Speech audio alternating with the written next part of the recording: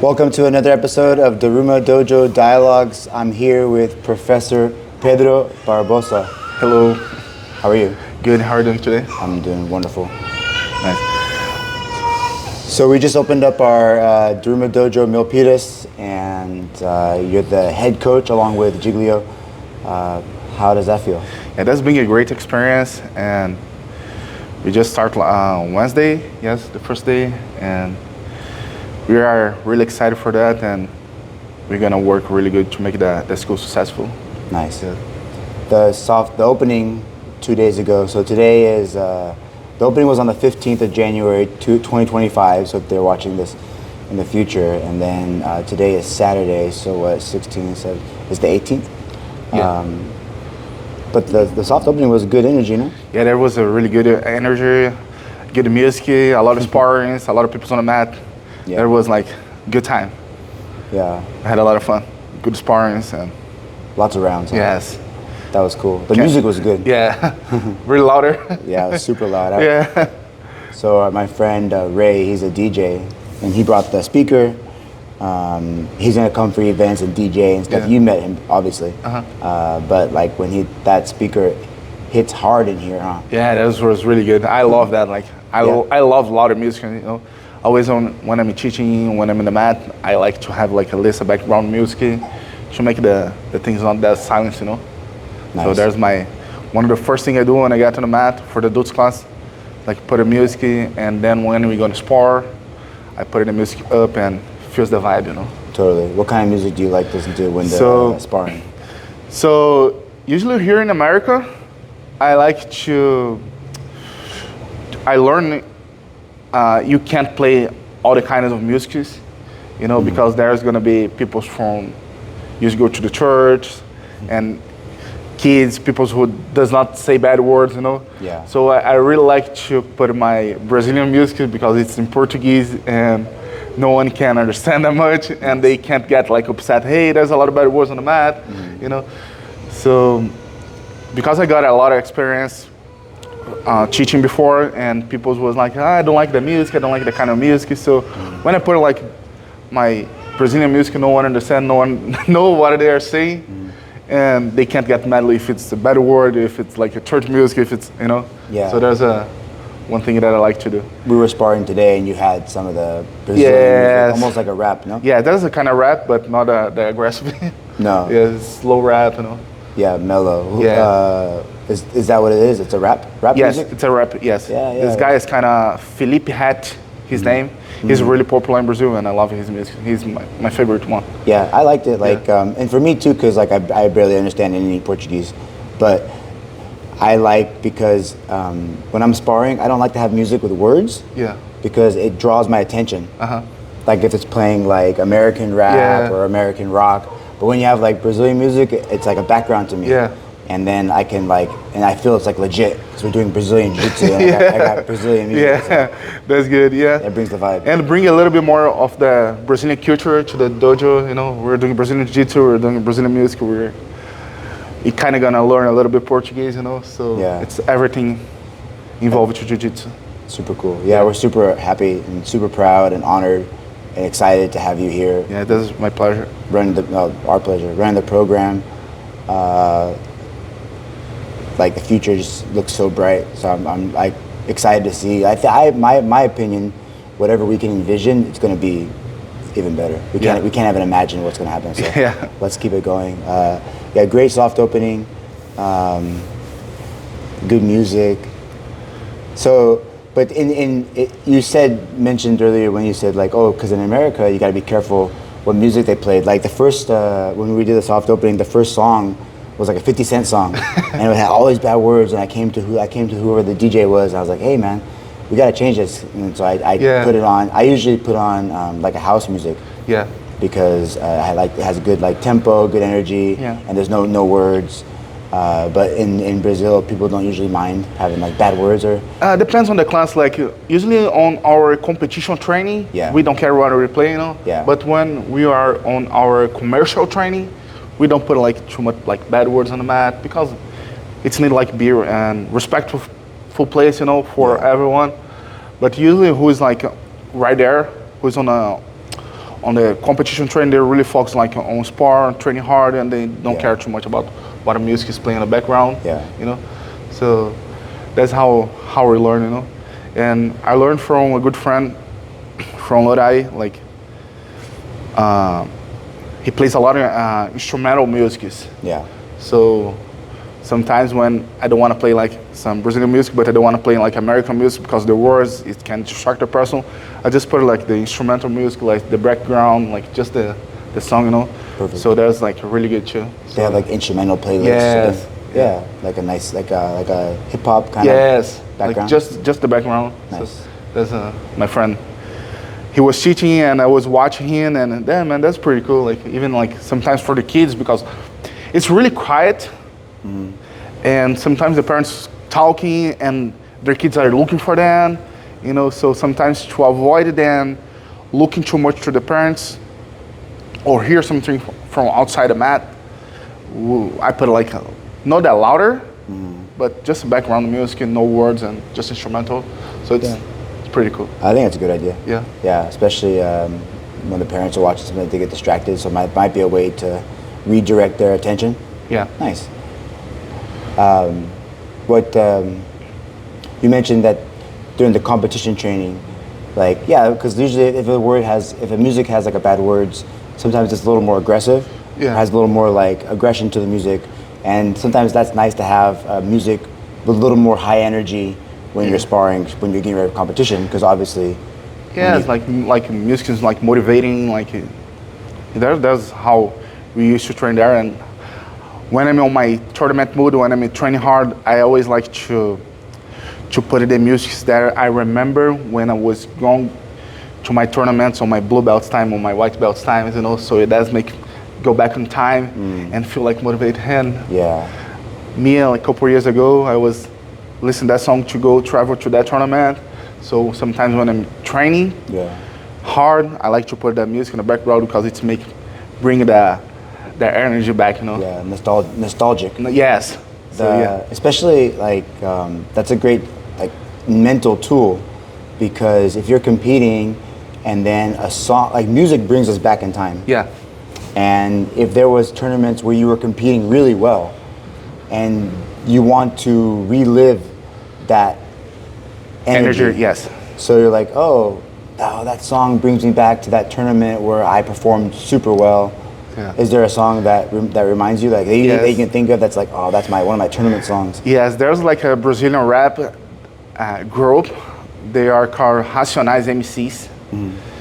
And I remember, so I used to live like 2 hours away from Rio de Janeiro, and all the tournaments are supposed to all the tournaments are in Rio. So we need to travel like around 2 hours to go to every tournament. And so there's like a really big bridge between Rio de Janeiro, and to go to Rio de Janeiro, we have to go through the bridge. And when we were about to get in the bridge, hey man, if you were like listening another kind of music, like love songs, or no, that's the time when we get on the bridge, let's put Racionais MCs and let's get in the vibe to the tournament and get there serious. And go time. Yes. Nice. So there was like, when we were about to get in the bridge, Racionais MCs, louder, everyone quiet. Yes, so that's my vibe. That's super cool. Yeah. That's cool. You were born and raised, what was the name of the town? So I was born in Rio de Janeiro, but when I was around 3 years old, my family moved to the small town in the Rio state, but it's kind of far away from Rio, like 2 hours from Rio, 2 hours and a half, depending on traffic. And me, my brother, my mom, and my dad, we moved to that town. More inland? Or yes, more inland, yes. So I was like 3 years old, so I don't really remember. Yes. I don't remember too much my life when I was living in Rio de Janeiro. I just remember when I was living already in Araruama. Araruama? Yes. That's like, it's a really small city. We had like 120,000 population. And it's like a vacation place, you know? Oh, really? So a lot of people, they have their house in that place, Araruama. And they live in Rio de Janeiro, so they used to come to Araruama like on holidays, on vacations, on the summer. You know, it's like they're the summer house for them. So I used to live where the people spend their vacations. That's interesting. Yes. Because you would think, then you would always think people go to Rio for vacation. They go to like inside here because we had like a lot of beaches, a lot of, we're on the coast, you know. Okay. So we have like nice beaches, like clear water. And quieter, probably. Yes, quiet, yes. Yeah. Okay. It's really nice. I love there. I miss there too much. I want to go. Yeah, we need to go together. Yeah, for sure. Let's make it happen. Yeah. Maybe we'll do. I have dreams of doing like Brazil, like doing jiu-jitsu camps. Yeah, that's. In like destination places. Yeah. Like we could do Rio, or we could do your hometown Araruama. Araruama, yes. We could do Japan. Yeah, Japan. You can even do local here, like even like I have friends that have some property in the Santa Cruz Mountains. Oh, that's amazing. We should start small. Yes. Start there. So I know a couple gyms here in, I think like Cartera or Ares. They used to do that. Yeah. They go like to Rio de Janeiro with like 20, 30 students. Yeah. And that was really nice. Yeah. And I started training in a team, and that team has 2 affiliations here in America. And we always have like those people come from United States to Brazil to train together. And then we start like bring the youngest guy like me. I come my first time here, I was like a blue belt, 19 years old. So we used to do like the transitional. They bring people from, exchange. They bring people from here to there to spend like a month or 2, and bring us from there to here to spend like 6 months, 5 months. So that was a really great experience. Yeah. I was blue belt. I used to compete a lot. Me and many other friends had the same opportunity. So that was really good. What was one of the biggest culture shocks in the first time you came when you were a blue belt? The language. The language. Yes. There's like, we speak Portuguese down there. Yeah. So it was like really hard. And I remember my first time here was not able to do nothing by myself. Today I can talk, I can teach it, but on my first time it was really hard. And on my first week, I just got here and I had to compete Pan Ams in Irvine.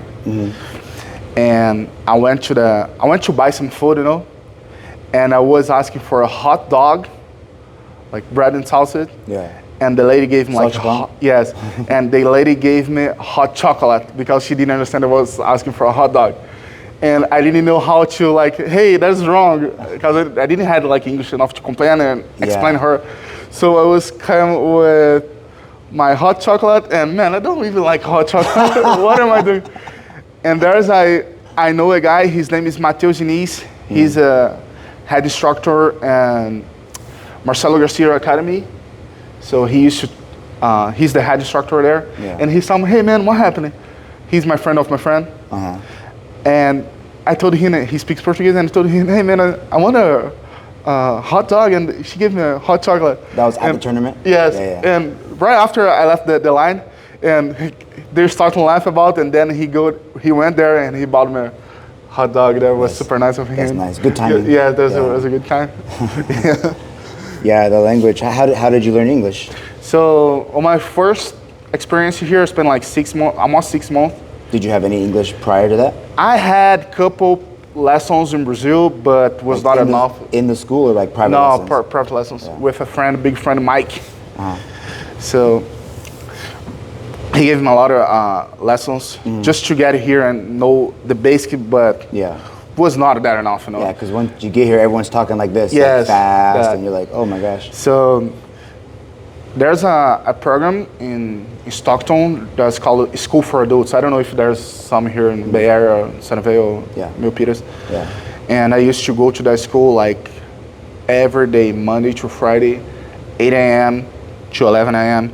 So there was how I learned my English besides jiu-jitsu, you know? Yeah. Because I already had like the vocabulary for jiu-jitsu, for the parts of the body. Yeah.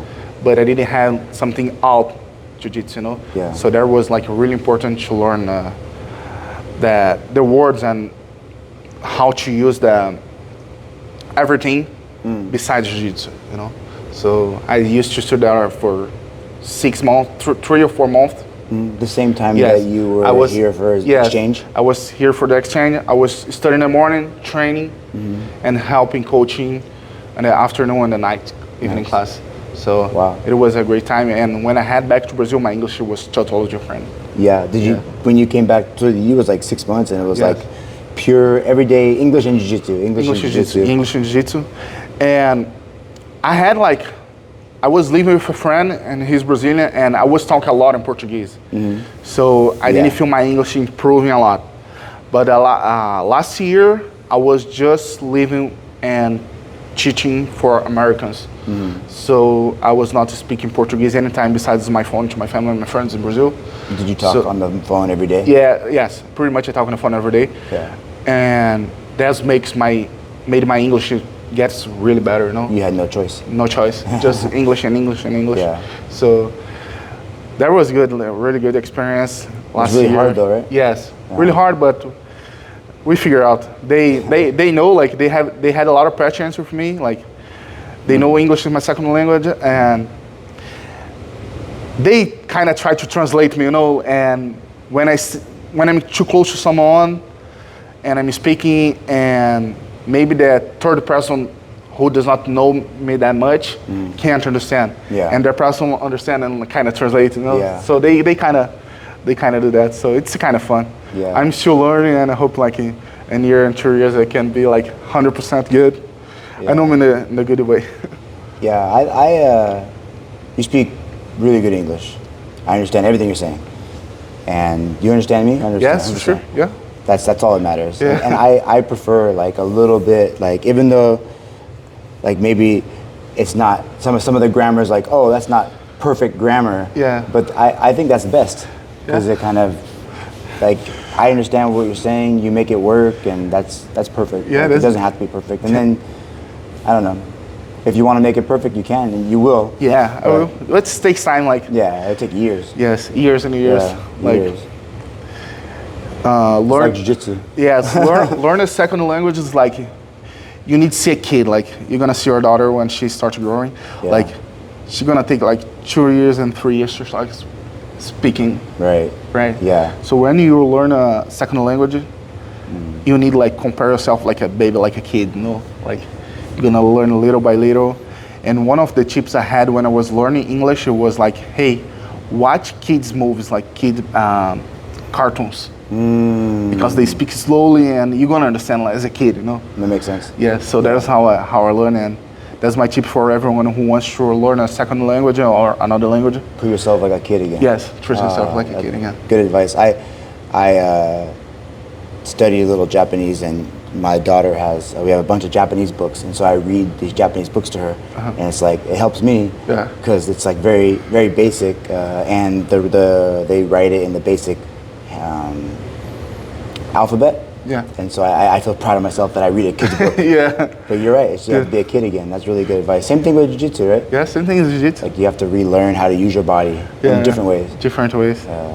Super cool. But you're very studious.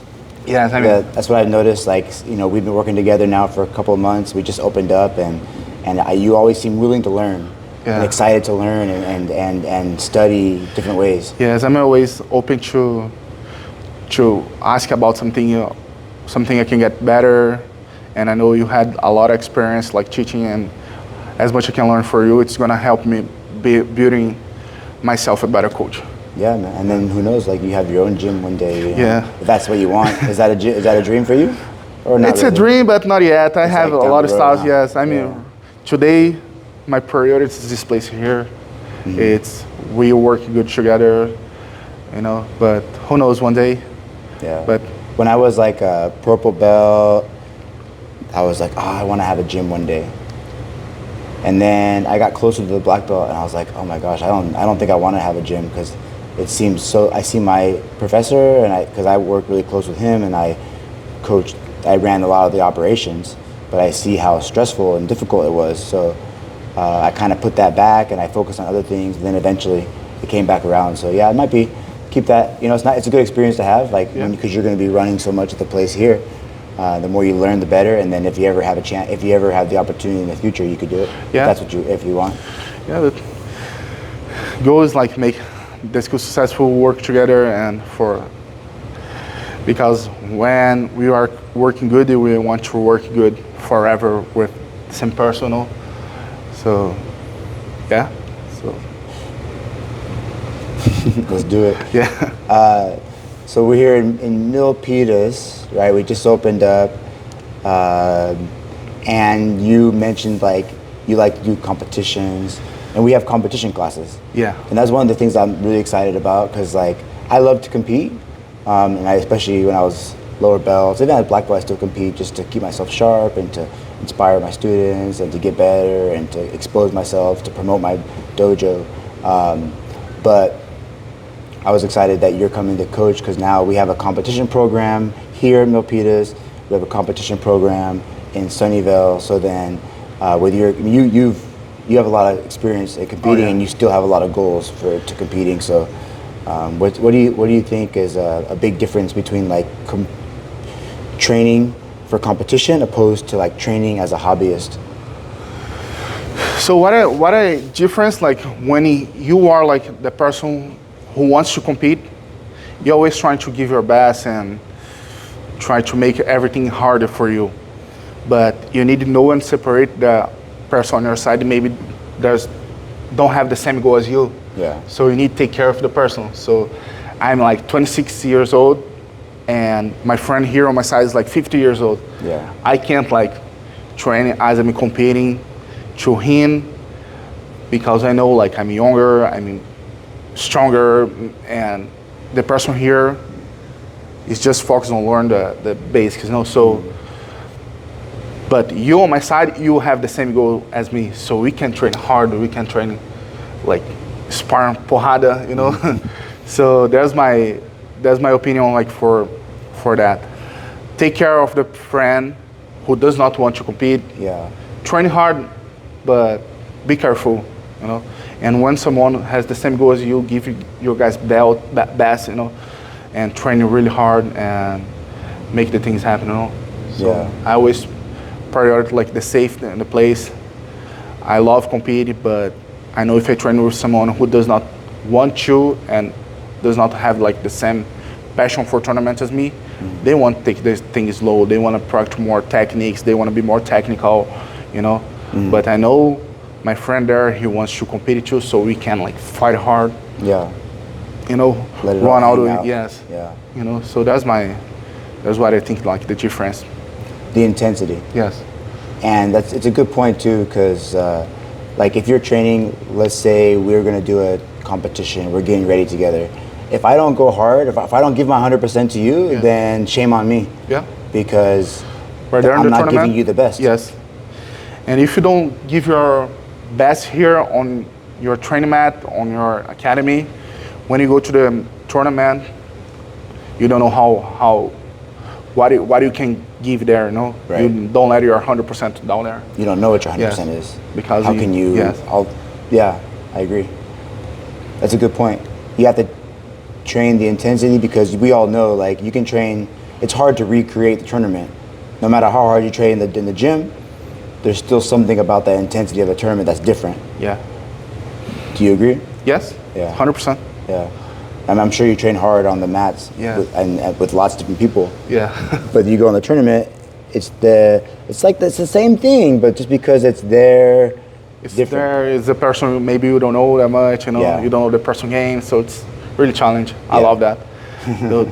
I was talking to my friend early, and I was like fixing some stuff in my life for the last 2 years. I had like a knee surgery, and I had to wait like 10, 12 months to get back to my first tournament, but it was like 1 year break, you know. And then last year I was like focused more on my personal life, my kind of immigration situations, living better, get a car. So when a person has that much pressure, he can't focus on tournaments, on training hard.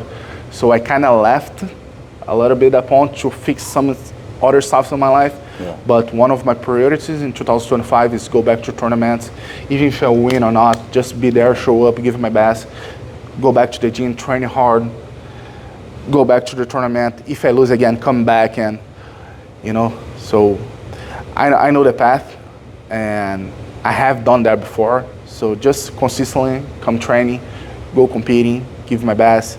If there's a good result, keep training hard to keep the good result. If there's a bad result, come back to the gym, train more, fix your mistakes, and try again. Yeah. So that's gonna be one of my goals for 2025. Get back to the biggest tournaments and try to compete as much as I can. Let's go. Yeah. I want to do the Masters Worlds. Yeah, so that's great. They have the expo same time, right? Let's Yeah. go together. Yeah, you can go, for sure. Go. That's It's in like Jiu-Jitsu Con. Jiu-Jitsu Con. Yes, Yeah. for sure. That's a good one. Las Vegas. Las Vegas. It's Maybe in we'll bring- September, maybe? Something around there, fall, September, August. I've never done before. Yes, I won the Las Vegas Open. So in 2018, they didn't have like the Jiu-Jitsu Con. That was like Las Vegas Open and Master Worlds. Yeah. So I was a blue belt and I won the Las Vegas Open. Nice. Yeah. Congratulations. Yeah. Yeah, I've competed in Las Vegas a few times. One was the American Nationals. Yeah. I got second place as a brown belt. That was good. A long time ago, 2011, I think. Yeah, I never competed. That was a tournament I want to do one day in my life is the American Nationals. I have done a couple of Brazilian Nationals. Yeah. I got second place in 2021. After like 4 mats, I lost in the Nice. final by 2 penalties. And one of my goals like do the American Nationals, a black belt. That's a good one, Yeah. American Nationals. Yeah. Here, there's so many tournaments in Yeah. California. Yes. Like I was just in Japan, and they have there's good competition team, but they're like, hey man, it's tough for us to like.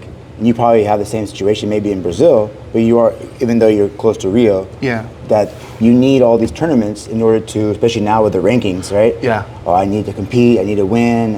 If I don't have tournaments in my area, how do I do that? Yes.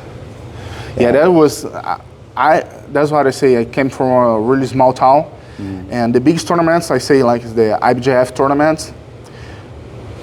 They have like 3 or 4 yearly in Rio, and after that like just another states. Here's really different. Like I have a lot of tournaments in San Jose, Sacramento, Orange Santa County, Cruz. Santa Cruz. Long Los Beach. Angeles, San Diego. Yeah. So in the same state, I have tournaments like in 6 or more cities, At least. different cities. I would say more. Yes, I would say more too, but Then you that's have what the I remember. Worlds, and then you have the local ones So, too. And in the other states, we have like in Texas, Yeah. they have like in Dallas and Austin.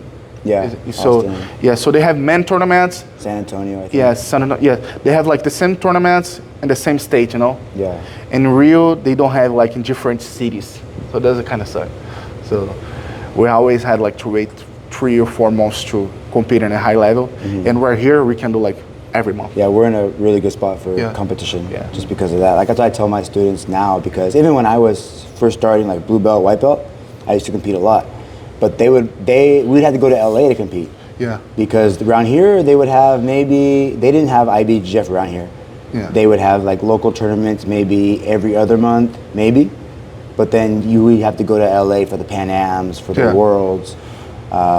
So it was very common for us to get in the car, make a road trip. Yeah. 5 of us rent one hotel room, Yeah. eat fast food, and, Yeah. and then go compete. And so now I think the students are very lucky Yes, that if they want to compete, they can. they can just drive 20 minutes, 40 Yeah, minutes. San Jose, we have a tournament every month.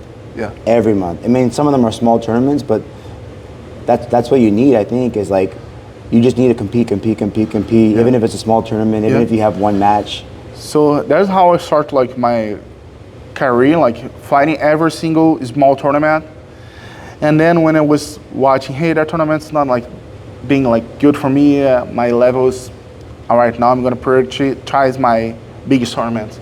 So I was kind of cutting off the small tournaments after I see it was not like being helpful anymore, you know? So that's how I did small tournaments, medium tournaments, then big tournaments. Nice. And then I start to cut it off and just fighting the biggest ones. Start building up. Yes. And when we're training, I wanted to ask you a question, like when you're training hard, like a competition, like intensity, do you think it's important to do that every day? Or would you say you don't do that every day? I would say every day is good. Every day is good. Yes. At least one One hard training like every day. Like, 30 minutes, hour. Yes. Yeah. So that's how we used to do Brazil is like the competition training 11 in the morning, and then the commercial training. There we learn like techniques and keep practicing, you know. So we used to train like Monday to Friday, Monday to Thursday, the tournament, the competition training, and that was hella good. That was what made me really get better, no? So Yeah. I think that's really important. Nice. Yeah, maybe we have the competition training right now, classes twice a week, and who knows, maybe we can grow that. Yeah. We can do like something in the daytime. Yeah. And we get people that are, For sure. we get a team. As much as we get people interested in that, we can start. Yeah, super cool. Have you ever done judo? I have done judo before. When I started jiu-jitsu. You have a good Harai Goshi. You got me in that one. Yeah. So, but I never take it as serious. And I'm a pull guarder, you know. I like to play on the bottom. I never like to take it out because when I start competing, all the ultra heavyweights, all the heavy guys, they like to be on top. They like to take downs. Yeah. And on my first tournament, I was like getting hella tired, and no one was like pulling me guard. Yeah. And I thought, hey man, now I can start doing something different in this division, you know? Because every single person competing against me, they were just trying to take me down, pass my guard, side control. And if I try, pull guard. So the first tournament was kind of hard. They were passing and was just building my game on bottom.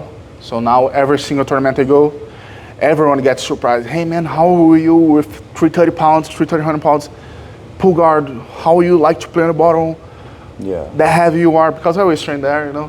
And if I'm being really heavy, I'm really tall, and I have a good flexibility, so it's making it easier for me work on bottom. And it's always surprised when someone sees like, man, you're so big, why are you pulling guard? Yeah, and it's not the normal. When they seem like doing some lightweight sweeps or moving like a lightweight, and hey man, the big guy's a little quick, different. Man. Yes, the little guys, the big guys really different. So and that's nice because you consciously made that decision because you know that it's not average, and so you can almost use their game against them. Yeah. Yeah, because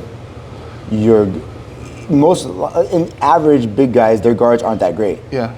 But if you have a good guard or a great guard, yeah, you can give a hard time. So yeah, so that's how I used to train my whole life, like playing on bottom, and I was always the heaviest one on the mat. So all my friends always were like good guard players. I have a couple good like guard passes friends who just like focus on takedowns and guard pass. I remember like three saying now. His name is Andrezinho, and Sergio Teixeira, he was one of my professors. He's a black belt, like 3rd degree. And he just like takedowns and pass guard. And Robson Baiano, another friend, he's really good on top, like taking down and passing. So, but the rest of my friends, they used to pull guard and play on bottom. So we were like playing the same thing. Yeah, I like to play guard too. Yes. Yeah. How was it coming back from your injury, on your knee injury? It's really hard, like even when the surgery is not like 100% good. Yeah. So I don't feel that confidence anymore, you know, but I need to make work on the conditions I have now, you know. So it's hard to come back, but I'm sure I'm gonna make it to work soon. You heard it in a competition? I heard in a competition, yes. I hurt myself, no one hurt me. I was trying to triangle my opponent and I just pulled my leg and my leg popped. You pulled from your ankle? I pulled from here, like that. I was trying to close the triangle. Yeah. And my knee popped, man. But I took a long time to get the surgery. And I hurt like in February and I just had the surgery in November. Okay. So there was a long gap and make the things like not that good. You were still training? I still training for a little bit, but the gap between I hurt and the surgery made the things like kind of worse, you know? Yeah. So I got the surgery November, and when I was able like to walk or be on the mat, I traveled back to America to try to work, coach, and compete again. So that was like not my priority. Take care of my leg, take care of my knee. So I think I jumped a little bit, couple steps, and now I need to take care better, train better, let my legs strong, and then being able to compete in a high level again. Yeah, I imagine like strength training. Yes, a lot of squats, training that's hard. And I'm not like I don't like to work out my legs. That was like the worst day on the gym. I like to do chest, shoulders, back, and biceps. But when the leg day, I'm a really lazy leg days. But I know have to be. I think that's my favorite. Yeah, really? Yeah. But I know I used to be the same way. I think it's because legs are hard, man. Yeah, those legs are hard. It takes a lot of energy to do. It's not an easy day. Yeah, how it looks like. Mm-hmm. What kind of exercise do you like to do for your legs? Just squats? Or? So I like to do a lot of deadlifts. Deadlifts. I like to do squats, and I like to use the machines too, like the leg machine. I forgot how to say it. Like extension. Mm-hmm. Yes. That's good for the knees. Yes. Or bands. Do you ever do bands? Bands, yes. Bands must be good. But deadlifts are kind of my favorite ones. I know it takes a lot of energy, but when you start putting more weight, you kind of challenge yourself to, hey, let me try a little bit more. Yeah. So yes. I should link you up with one of our students, Alex. He's a power lifter. Yeah, really? Yeah, he's a personal trainer. Nice. Deadlifts. I think Eric does a lot of deadlift too, right? Eric Young, yes. Yeah. Mm-hmm. So yeah. Eric's a power lifter. Yeah. Alex he coaches. Maybe Eric coaches too. I'm not nice. Sure. That's super cool, man. Yeah. How old were you when you moved here? So you're 28 now, huh? No, I'm 26 now. 26. I was Sorry 24. for aging you 2 years. Yeah. I was 24. Mm-hmm. Yes. No, I was 25. Yes. You always wanted to come to America, or because of jiu-jitsu? Yes, because jiu-jitsu, I had a lot of friends from my first school.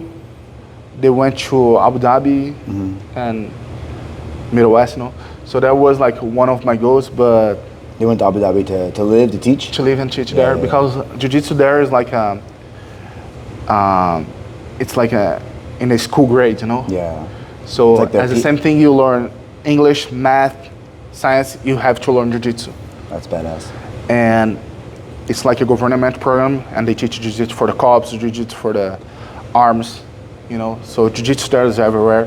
So a lot of my friends, they went there, and that was always a dream for me. But when I started studying more about America, and I thought, hey, maybe there's gonna be better for me, better for my life.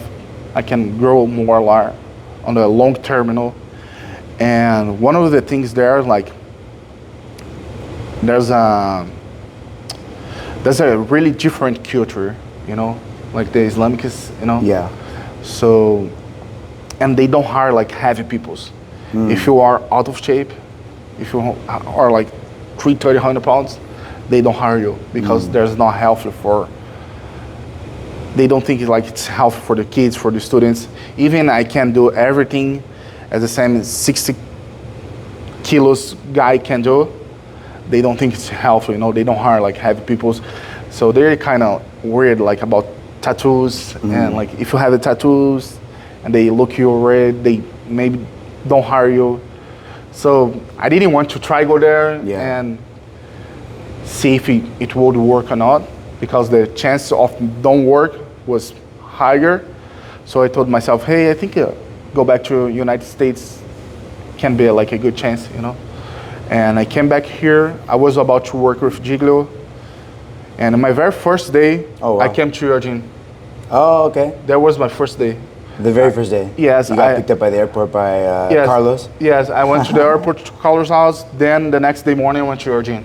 Oh, okay. The first day. And I was about to start to work with Guilherme 2 days later. And I have a good friend from Stockton, and I told him, hey, I'm in Carlos' house. And he was thinking I was in a Carlos' house, but I was about to rent a room here.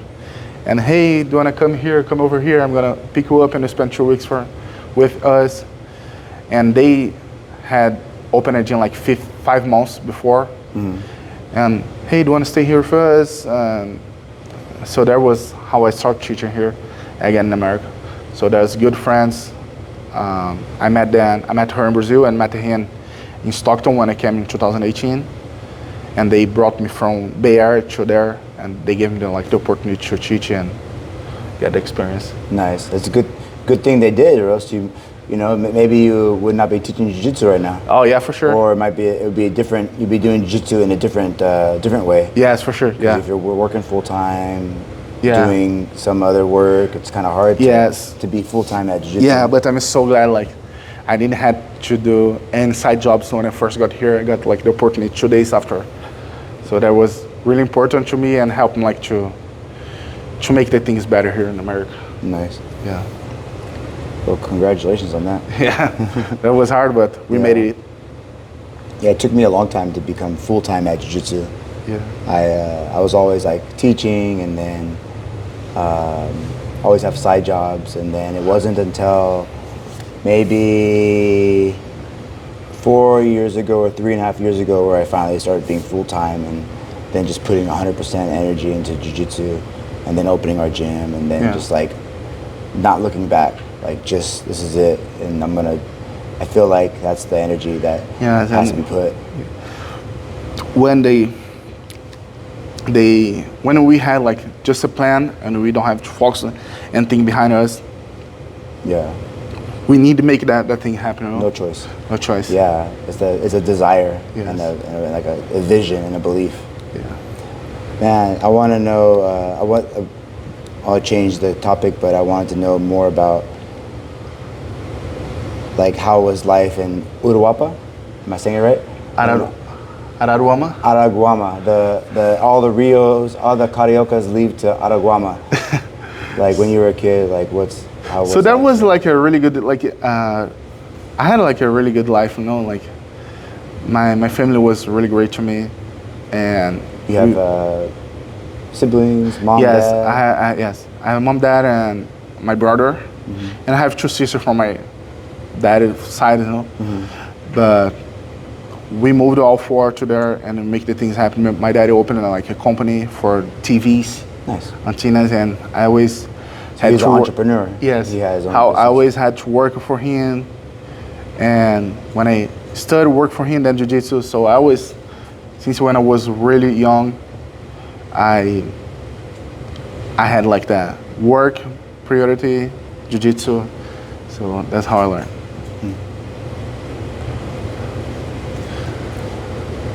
Now, how is your relationship with your brother and your sister? Do you still chat with them? Yeah, we do good. We talk once in a while. Are they still in your hometown? Yes, they still there. Yeah. My sister are from Rio, and my brother, he lives in same city as me, Araruama.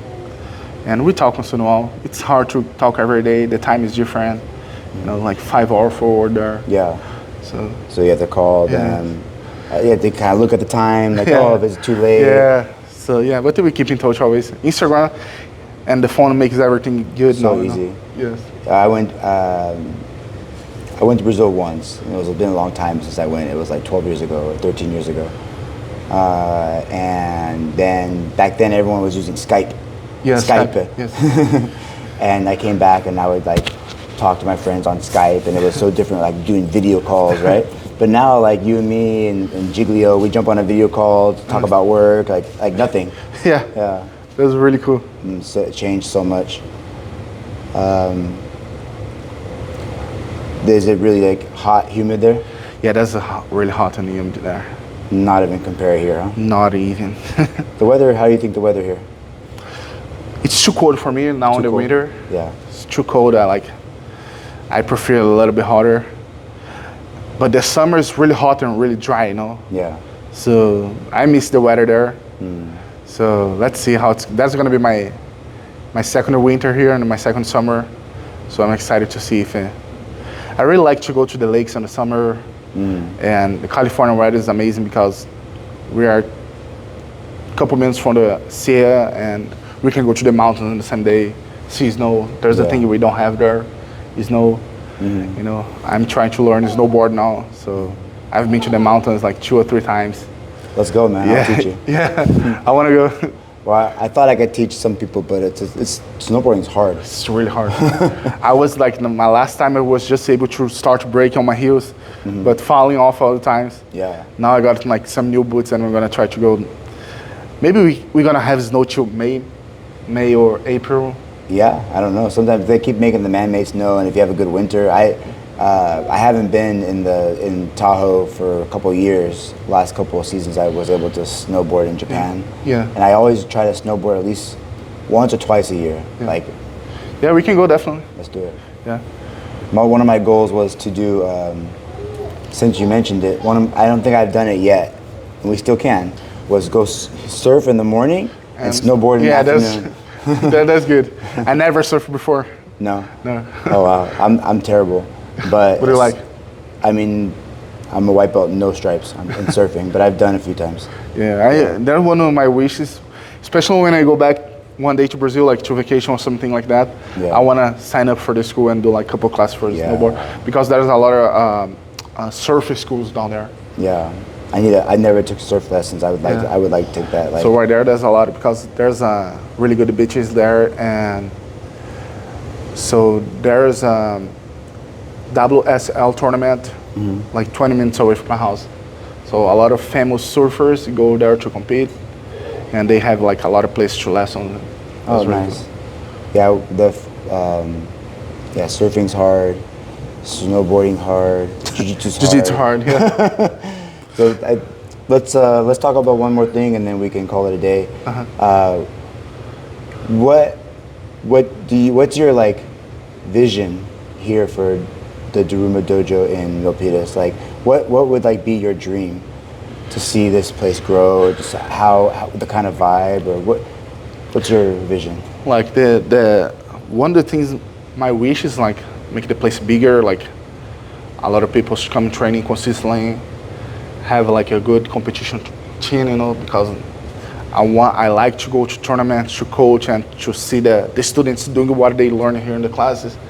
So I want to push more the people to, hey, let's go to the tournament, let's try to do the tournament. Especially if you're doing it with them, it's so exciting. You know, so there's one of my goals, and go together to the tournaments, as I had all my friends done that with me before in my whole life. So I wanted to keep the thing, you know, training, go to the tournaments, make the place bigger, like a lot of students training consistently, and everyone helping each other. So that's my vision. Super cool, man. Let's make it happen. Yeah, we can do that. Yeah. How can people find you? Is there Instagram, TikTok, X, Facebook? I use a lot of my Instagram. I don't use my Facebook too much, but my Instagram is Pedro Barbosa JJ. You're gonna write there on the video. So, Pedro Barbosa. I just JJ. use my Instagram that much. I don't use the other social media. So yeah. And I have a couple of videos on YouTube, like my mats. Sometimes I post there. And that's cool. If someone wants to find me, they just can go there and see. Search your name. Yes. But if they want to see you in person and they want to train, they got to train, come here, sign up for a trial class, sign the waiver, and jump on the mat, and let's have fun. Let's do it. Thanks for hanging out, and thanks for the conversation, and thank you for being a friend. And thank you so much for the opportunity to work with you. Being our coach. And the opportunity to be your friend. Yeah, brother. Nice. Thanks again. Thank you.